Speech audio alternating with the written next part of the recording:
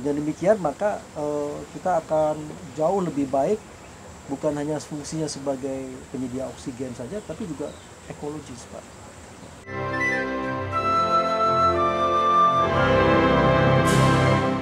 Bagaimana pandangan dan tanggapan Pak Yatna tentang upaya-upaya yang telah dilakukan oleh sebagian dari masyarakat, yaitu menanam bakau ini, Pak? Sangat positif, Pak. Karena saya yakin pemerintah tidak mungkin dapat melakukan dengan sendiri.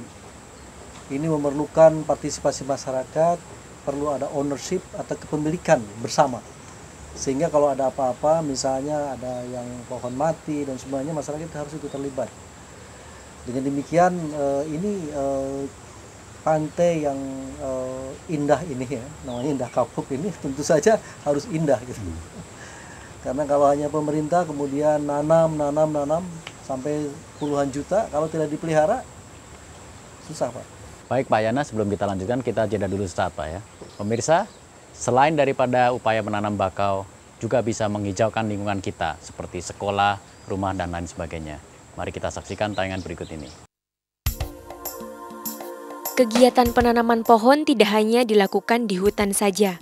Meski berbeda tujuannya, penghijauan dapat dilakukan di lingkungan sekitar kita.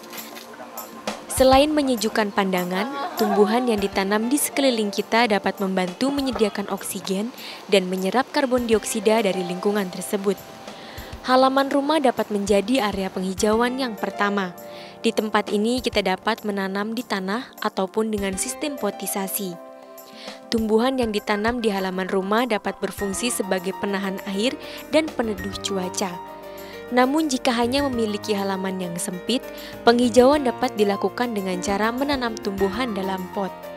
Tidak hanya jenis bunga-bungaan, berbagai jenis buah dan tanaman obat pun kini sudah dapat ditanam di dalam pot. Tidak hanya di rumah, halaman sekolah pun bisa menjadi tempat kita melakukan penghijauan. Hasilnya, selain lingkungan belajar menjadi hijau, aktivitas penanaman pohon di sekolah juga merupakan penerapan langsung pendidikan lingkungan hidup bagi para pelajar. Pak Yana, kalau kita bicara reboisasi, Pak, selain daripada pemerintah, juga pengusaha swasta, terutama yang HPH, Pak ya, juga perlu untuk mengadakan atau melaksanakan reboisasi. Tapi apakah sudah terlaksana nih, Pak? Ya, sebagian terlaksana, sebagian tidak, Pak. Karena yang profesional sebagai pengusaha perusahaan profesional kehutanan itu bagus, ada banyak. Tapi juga banyak yang dulu dikasih pejabat sebagai hadiah untuk HPH, nah itu yang tercecer banyak, itu yang banyak. Sehingga mereka-mereka yang memang fokus kepada perusahaan hutan, itu mereka bisa memanage dengan baik ya. Tapi mereka yang hanya ingin mendapatkan keuntungan saja, setelah itu ditinggalkan juga banyak.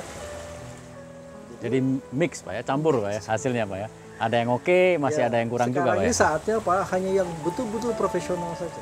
Karena sudah tidak bisa toleransi lagi Pak ya, toleransi sudah lagi, rusak sudah, kan memang. sudah habis ya toleransinya. Jadi sekarang hanya profesional perusahaan kehutanan yang memang bergerak dalam bidang itu. Mereka mau investasi, mereka mau pakai TPTI, ya, tebang pilih ala Indonesia itu, saya kira itu semua bisa. Kalau dengan masyarakatnya sendiri, apa harapan Bapak, Pak?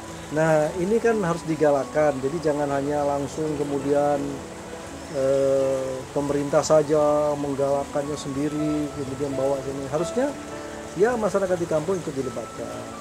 Banyak LSM, pengusaha lokal dan pengusaha di pusat dilibatkan. Nah, mereka itulah menjadi kunci nanti keberhasilan. Dan ini contohnya banyak di beberapa negara, Pak. Di Filipina itu juga semua topik utama adalah reforestasi. Cina itu hutannya bertambah banyak, Pak. Jepang itu bukan berkurang, tapi bertambah banyak hutannya. Jadi ini di Indonesia bertambah menyusut terus, gitu. Terbalik ya. Jadi bisa Pak ya, dengan partisipasi segenap lapisan masyarakat, pemerintah, pengusaha itu bisa. Bahkan di Cina tentara ikut terlibat, Pak. Jadi tentara ikut menanam, gitu kan.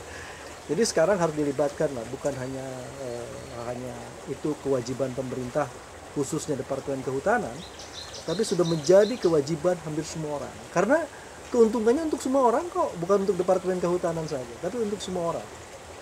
Tetapi saya tadi katakan bahwa masyarakat kampung tentu saja selain keuntungan yang misalnya udara, tempat rekreasi, dan air dan sebagainya, juga harus ada yang betul-betul langsung, misalnya tanaman buah yang mereka bisa nikmati dalam waktu 5-10 tahun.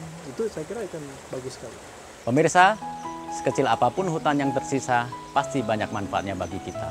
Sekecil apapun langkah yang kita lakukan untuk hutan kita, dapat bermanfaat besar bagi kita semua. Minggu depan kita akan rangkum seluruh pengetahuan dalam mata rantai acara ini. Tetap saksikan Meniti Harapan edisi khusus pemanasan global. Sampai jumpa.